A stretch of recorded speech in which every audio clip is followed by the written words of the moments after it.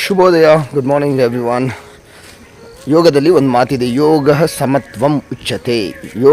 ಯೋಗ ಸಮತ್ವಂ ಉಚ್ಯತೆ ಅಂದರೆ ಎಂಥದೇ ಪರಿಸ್ಥಿತಿ ಇರಲಿ, ಸುಖ ಇರಲಿ, ದುಃಖ ಇರಲಿ, ನೋವು, ನಲಿವು, ಅತಿ ಖುಷಿಯಾದಾಗ ಅಥವಾ ಹಣ ಇರಲಿ ಇಲ್ಲದೇ ಇರಲಿ, ಎಂತಹದೇ ಪರಿಸ್ಥಿತಿ ಇದ್ದರೂ ಆ ಎಲ್ಲ ಪರಿಸ್ಥಿತಿಗಳಲ್ಲೂ ಮನಸ್ಸಿನ ಭಾವನೆಗಳನ್ನು ಸಮನಾಗಿ ಕಾಪಾಡ್ಕೊಂಡು ಹೋಗಬೇಕು.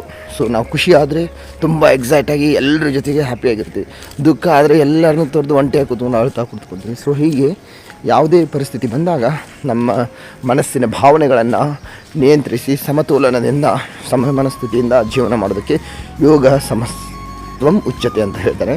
ಅಂಥ ಒಂದು ಮನಸ್ಥಿತಿ ಬರಬೇಕು ಅಂದರೆ ಯೋಗವನ್ನು ಅಭ್ಯಾಸ ಮಾಡಬೇಕು. ಅಭ್ಯಾಸ ಮಾಡೋದಂದರೆ ಬಿಡಪ್ಪ, ಇವಾಗ ಇಂಟರ್ನ್ಯಾಷನಲ್ ಡೇ ಆಫ್ ಯೋಗ ಬರ್ತಾಯಿದೆ, ನಾನು ಸ್ವಲ್ಪ ದಿನ ಹೋಗಿ 1 ತಿಂಗಳು 2 ತಿಂಗಳು ಕಲಿತು ಆಮೇಲೆ ದೇಹನ ಸ್ವಲ್ಪ ಫಿಟ್ ಮಾಡಿಕೊಂಡು ಫಿಟ್ ಆದ ತಕ್ಷಣ ಬಿಟ್ಬಿಡೋದು ಅಂತಲ್ಲ.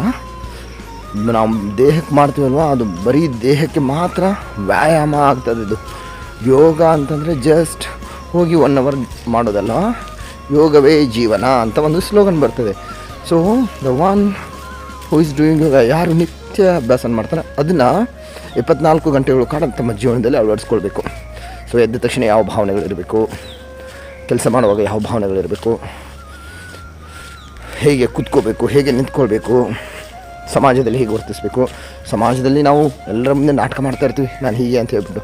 ಬಟ್ ವೈಯಕ್ತಿಕವಾಗಿ ಒಬ್ಬರೇ ಇದ್ದಾಗಲೂ ಕೂಡ ಅದೇ ಮನಸ್ಥಿತಿಯನ್ನು ಕಾಪಾಡಿಕೊಂಡು ಒಳ್ಳೆಯ ಅಂಶಗಳನ್ನ ಜೀವನದ ಅಳಿಸೋದಕ್ಕೆ ಯೋಗ ಜೀವನ ಅಂತ ಹೇಳ್ತಾರೆ.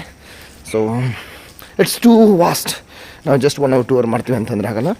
To get more information about that, just subscribe to the channel. Thank you.